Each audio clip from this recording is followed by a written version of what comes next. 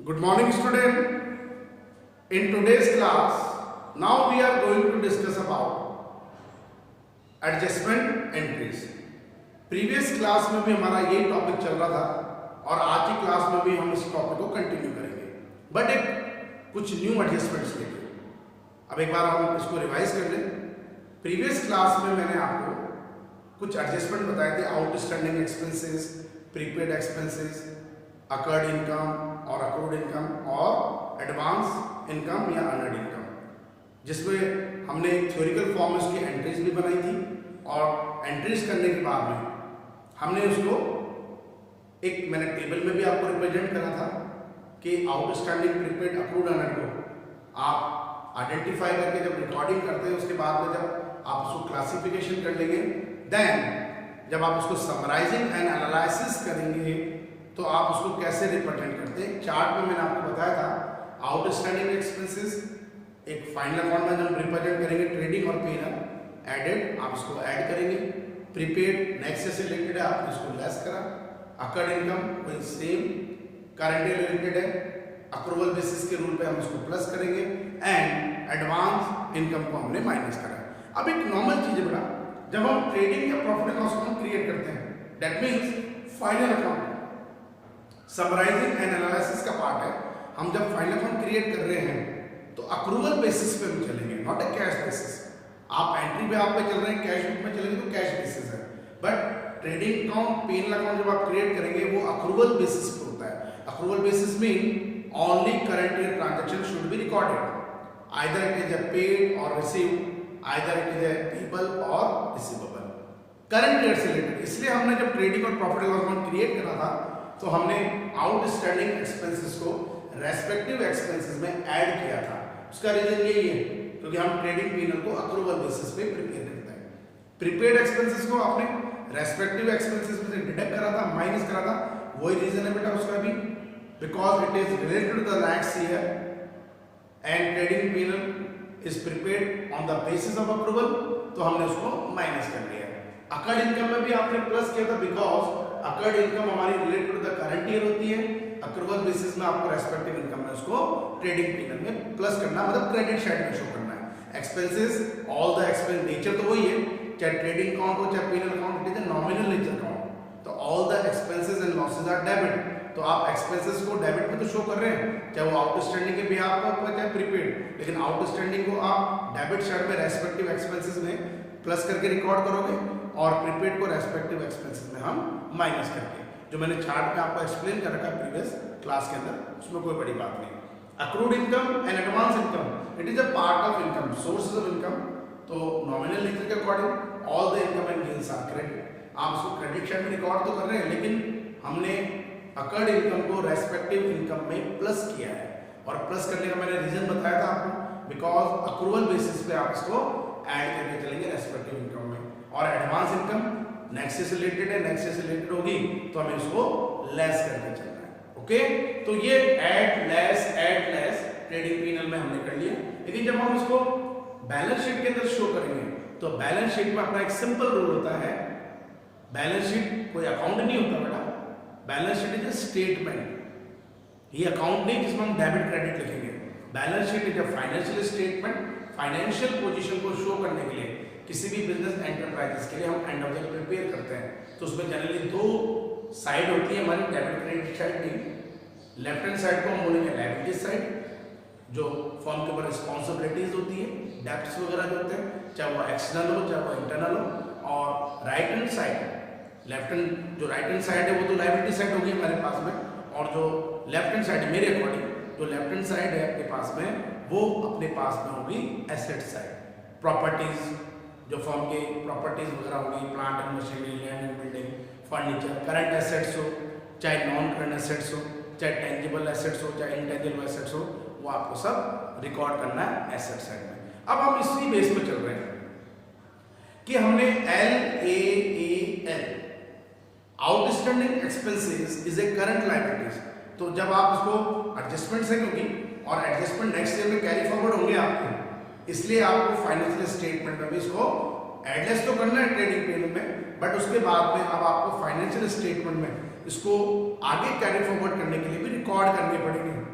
Either in A liability side और इन ए asset side. तो एक सिंपल चीज है, outstanding expenses as a current liabilities, so it is recorded in liability side of the balance sheet. Okay, current liabilities की तरह L.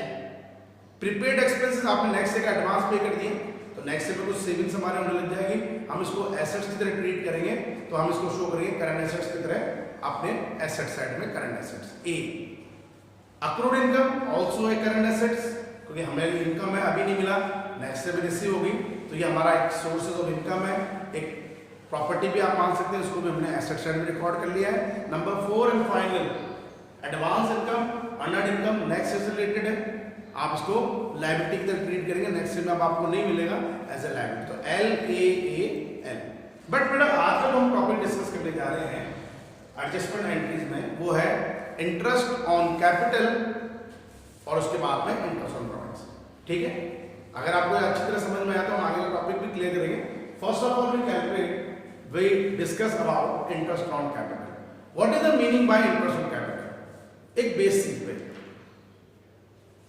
Initially stage पे जब कोई प्रोप्राइटर अपने बिजनेस को स्टार्ट करता था, उसे एक सर्टेन अमाउंट इंट्रोड्यूस करना पड़ता था, चाहे अमाउंट हो चाहे गुड्स हो, it is known as capital, हम उसको कैपिटल बोलते थे। ए सर्टेन अमाउंट और goods which will be introduced by the proprietor या owner of the business to starting any business known as a capital. तो अकॉर्डिंग टू रूल्स उसे उस capital पे इंटरेस्ट भी प्रोवाइड होगा, उस कैपिटल पे इंटरेस्ट प्रोवाइड होगा, किससे?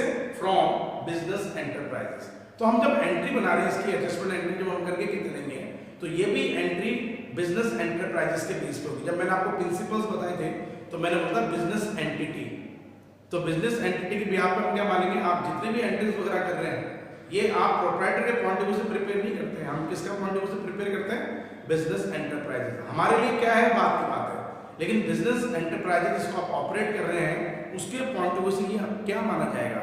तो इंटरेस्ट ऑन कैपिटल हमारे लिए तो इनकम है, प्रोप्राइटर के लिए तो इनकम है, लेकिन हम प्रोप्राइटर के अकाउंट थोड़ी मेंटेन करते हैं, हम मेंटेन करते हैं बिजनेस एंटरप्राइजेस के अकाउंट। तो it is a part of expenses, ये नॉमिनल नेचर की तरह ट्रीट होगा इंटरेस्ट ऑन कैपिटल। और हमें एक सिंपल रूल पता है, all the expenses are debit, कि जितने भी हमारे एक्सपेंसेस एंड लॉसेस होते हैं वो डेबिट होते हैं। तो जब हम इसकी एंट्री बनाएंगे, एडजस्टमेंट एंट्री करेंगे इंटरेस्ट ऑन कैपिटल के बिहाफ पे, तो इंटरेस्ट ऑन कैपिटल डेबिट करेंगे, interest on capital account debit to, लेकिन एक कंडीशन और है, ये इंटरनल जो लायबिलिटीज होती है किसी भी प्रोप्राइटर की कैपिटल, उस पर पॉजिटिवली इफेक्ट डालती है, क्योंकि इंटरेस्ट ऑन कैपिटल का इफेक्ट हमारी कैपिटल पे पॉजिटिवली पड़ता है। मतलब हमारी कैपिटल अपने पास में जो प्रोप्राइटर है उसकी कैपिटल इंक्रीज करती है, और ऐसा कोई भी एडजस्टमेंट जिससे कैपिटल पॉजिटिवली होती है, इंक्रीज करती है, तो हम उसको इंटरनल लायबिलिटी इंक्रीज कर रहे हैं तो क्रेडिट करके चलेंगे कैपिटल को। तो इस कंडीशन में हमारी जो एंट्री बनेगी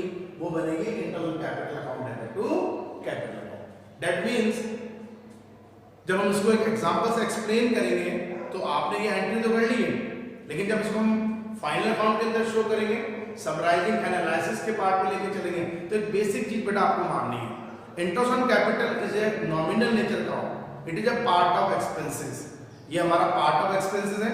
तो जब हम इसको ट्रेडिंग या पीनल अकाउंट के अंदर शो करेंगे, वो आगे का टॉपिक है कौन से अकाउंट को हमें शो करना है, बट अभी तो ये मालूम है सर ये डेबिट साइड में तो आएगा, क्योंकि it is a nominal nature account, all the expense and losses are debit. तो हम ट्रेडिंग और पीनल में जब उसको रिकॉर्ड करेंगे में, जिसमें अभी आपको रिकॉर्ड करना है ट्रेडिंग में या पीनल में, वो आगे का टॉपिक है, इसलिए मैं ज़्यादा डिस्कस नहीं करूंगा, हम इसको डेबिट साइड में शो करेंगे टू इंटरेस्ट ऑन कैपिटल करके।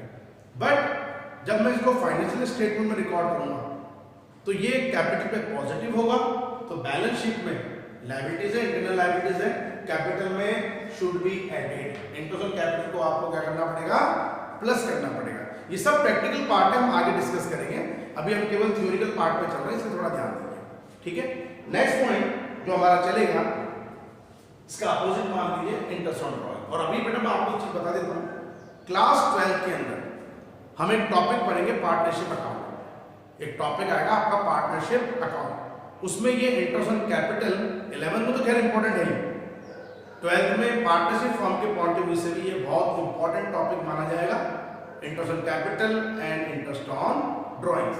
अब अगला पॉइंट हम ले रहे हैं वो है interest on drawing. What is the meaning bye, सबसे पहले तो ड्राइंग्स को क्लियर करो, काफी बार डेफिनेशन हमने कर ली है, अकाउंटिंग प्रोसेसिंग भी कर लिया हमने। Drawings is a nominal nature account, हम ड्राइंग्स को एंट्री में डेबिट करते हैं, ओके मैंने मान लिया, हमने ड्राइंग्स को डेबिट करा। अब एक नॉर्मली चीज है, what is the meaning bye drawings, such amount or goods which will be withdrawn by the proprietor from the business for his personal use is known as drawings। तो ये हम जब एंट्री करते थे ड्राइंग्स को, आपने डेबिट करा, drawings account debit to cash account, अगर आपने गुड्स का ड्राइंग्स करा है तो drawings account debit to purchase account, okay. But हम वो डिस्कस नहीं कर रहे, हम जनरल एंट्री की बात नहीं कर रहे हैं, हम इसका इंटरेस्ट की बात कर रहे हैं कि अब ये ड्राइंग्स है, कैपिटल पे इंटरेस्ट प्रोवाइड हो रहा है प्रोप्राइटर को, तो ड्राइंग्स में इंटरेस्ट चार्ज होगा, इंटरेस्ट अलाउड होगा। अब प्रोप्राइटर जो है, प्रोप्राइटर को एक सर्टेन अमाउंट ऑफ इंटरेस्ट पे करना पड़ेगा बिजनेस एंटरप्राइजेस को, क्योंकि जब वो कैपिटल पे इंटरेस्ट ले रहा है तो बिजनेस एंटरप्राइजेस के लिए it is a part of expenses, इसलिए इसका आपको इंटरेस्ट ऑन कैपिटल डेबिट करना पड़ा। लेकिन interest on drawings it is A sources of income for a business enterprises, business enterprises के बिहाफ पे ये उसके लिए इनकम का पार्ट हो गया। तो वही कंडीशन नॉमिनल नेचर की तरह, interest on drawings is a nominal nature account, all the income and gains are credit, आपने इसको तो क्रेडिट कर दिया है टू इंटरेस्ट ऑन ड्राइंग्स को, लेकिन हम डेबिट किसको करेंगे, दोनों ही कंडीशन है। आप इसको ड्राइंग्स में भी एडजस्ट कर सकते हैं, ड्राइंग्स अकाउंट डेबिट, या मैं तो ज्यादा अच्छा इसको बोलता हूं बेटा, ये इंटरेस्ट ऑन ड्राइंग्स या ड्राइंग्स पार्ट ऑफ कैपिटल का तो होता है। अब ड्राइंग्स की कंडीशन में हम ये मानते हैं कि हमारी कैपिटल डिक्रीज कर जाती है, तो उस कंडीशन में हमें जब एडजस्टमेंट एंट्री हम बनाएंगे तो उसमें ड्राइंग्स अकाउंट डेबिट टू अब कैपिटल कर रहे हैं, हमने अभी तो कैश का करा, इसलिए बेसिक एंट्री में हमने उसको drawings account debit to cash किया था, बट एडजस्टमेंट एंट्री के ब्याह पे वो कैपिटल में से एडजस्ट होता है, ठीक है, वो भी हम क्लियर करेंगे, कोई बड़ी बात नहीं है।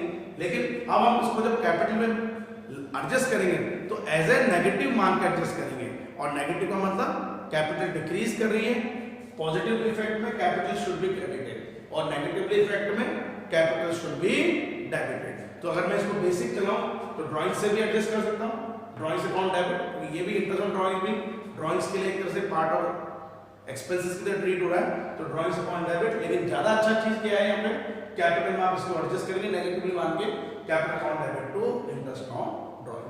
हम जब प्रैक्टिकल सम करेंगे आपको और क्लियर हो जाएगा, मैं ये इफेक्ट बार बार आपको शो करता रहूंगा, positive on capital, negative on capital, 12th में भी इंपॉर्टेंट बनेगा आपके लिए कि सर पॉजिटिव है तो कैपिटल में ऐड होना चाहिए, हम इसको कहाँ रिकॉर्ड करें, क्रेडिट साइड में रिकॉर्ड करेंगे, अगर सर ये कैपिटल में नेगेटिव है तो कैपिटल अकाउंट में हम इसको डेबिट साइड में रिकॉर्ड करेंगे, वो चलता रहेगा। अब नेक्स्ट पॉइंट हम ले रहे हैं पॉइंट नंबर 7।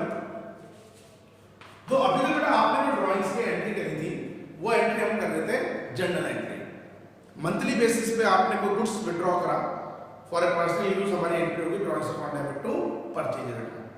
आपने अगर कोई कैश विड्रॉ करा है पर्सनली यूज के लिए, drawings account debit to cash, okay, वो जनरल एंट्री है।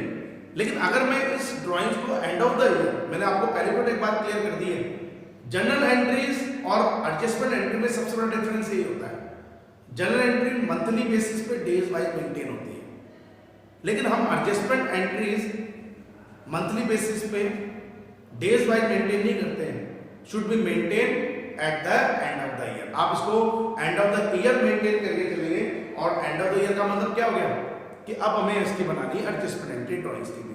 अब एक अभी मैंने बात बताया कि ड्राइंग्स एक तरह से हमारा नॉमिनल नेचर अकाउंट तो है, पार्ट ऑफ एक्सपेंसेस तो है, तो मैं जब ड्राइंग्स को एडजस्ट करूंगा जनरल एंट्री के बिहाफ पे नहीं, एडजस्टमेंट एंट्री के बिहाफ पे, तो मेरी एंट्री बन जाएगी ड्राइंग्स अकाउंट डेबिट। ये कैपिटल में हमने पढ़ा हुआ भी है बेटा पहले, जब हम मॉडर्न अप्रोच को फॉलो करते थे जिसमें हमने अकाउंटिंग इक्वेशन बनाई थी, अकाउंटिंग इक्वेशन में हम इसको कैपिटल पे माइनस करते थे, नेगेटिवली मानते थे, ये कैपिटल में आपका लेस होगा। अगर आपने गुड्स विड्रॉ करा तो आपने परचेज में गुड्स में भी इसको एसेट साइड में गुड्स में भी लेस किया था, याद होगा आप लोगों को, और हम इसको एज वेल एज नॉमिनल की तरह कैपिटल में भी लेस कर रहे थे। अगर आपने कैश अमाउंट विड्रॉ करा है तो हमने कैश में भी लेस करा है और कैपिटल में तो लेस करना ही करना है, तो it is negative on capital. और मैंने अभी बोला है ऐसा कोई भी एडजस्टमेंट जो कैपिटल को नेगेटिवली कर देता है, कैपिटल जिसकी डिक्रीज होती है, कैपिटल शुड बी क्रेडिटेड। तो हमारी अगर मैं इसको एडजस्टमेंट एंट्री के बिहाफ पे करूं, अभी भी मैंने आपको एक चीज बोली बेटा, अगर मैं इसको बेसिक एंट्री के बिहाफ पे, जनरल एंट्री के बिहाफ पे करूंगा तो मेरी मंथली बेसिस पे या डेज वाइज पे drawings for debit to cash होगा या टू परचेज होगा। लेकिन जब मैं इसको एंड ऑफ द एडजस्टेड करके चलूंगा, क्योंकि मैं इसको कैपिटल में भी तो एडजस्ट करूंगा, चाहे कैश का हो चाहे गुड्स का हो, कैपिटल तो कम हो ही रही है, तो उस कंडीशन में capital is a negative, capital हमारी नेगेटिव हो जाएगी। हम ड्रॉइंग्स ऑन डेबिट टू